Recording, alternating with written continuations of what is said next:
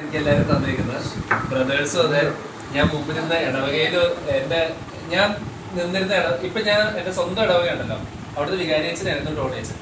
അപ്പൊ എന്ത് പറഞ്ഞാലും ടോണിയച്ചിന്റെ കാര്യം എപ്പോഴും ആൾക്കാർ പറയും. അതായത് എത്ര കൊല്ലം മുമ്പാ, അതായത് അച്ഛൻ പോയി കഴിഞ്ഞ് 10 കൊല്ലത്തിന് ശേഷം പോലും ആൾക്കാര് അച്ഛനെ പറ്റി പറയുന്നുണ്ട്. അപ്പൊ ഒന്ന് ആലോചിച്ചാൽ മതി എന്താണ് അച്ഛന്റെ ഇൻഫ്ലുവൻസ്.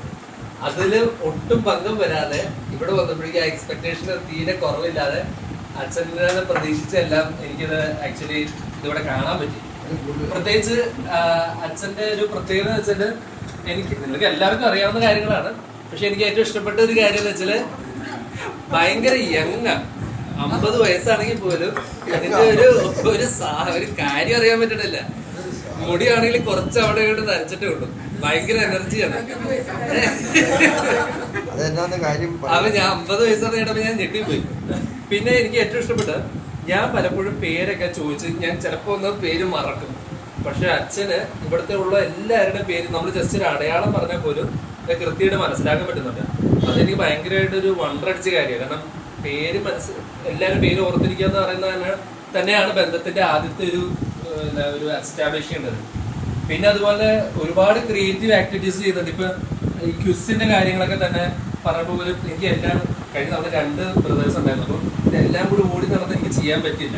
അപ്പൊ അത് മനസ്സിലാക്കി തന്നെ ഒന്നും പറഞ്ഞില്ല, അച്ഛൻ തന്നെ അങ്ങ് ഏറ്റെടുത്ത് എല്ലാം ചെയ്യുന്നുണ്ട്. അപ്പം എനിക്ക് മാക്സിമം അവസരങ്ങൾ അച്ഛൻ തരുന്നുണ്ട്. ഏത് യൂട്യൂബ് പോയാലും അച്ഛൻ എനിക്ക് അവസരം തരും സംസാരിക്കാൻ.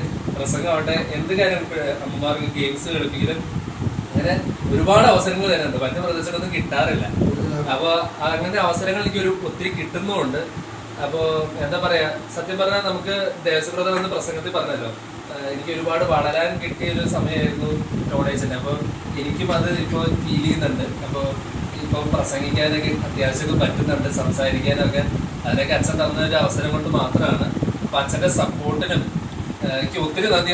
ഒപ്പം തന്നെ അച്ഛന് ഇനിയും അതുപോലെ തന്നെ ഒരുപാട് കാര്യങ്ങൾ ചെയ്യാൻ പറ്റട്ടെ ആശംസിക്കുന്നു. അപ്പൊ അച്ഛന് many happy returns of the day. Okay.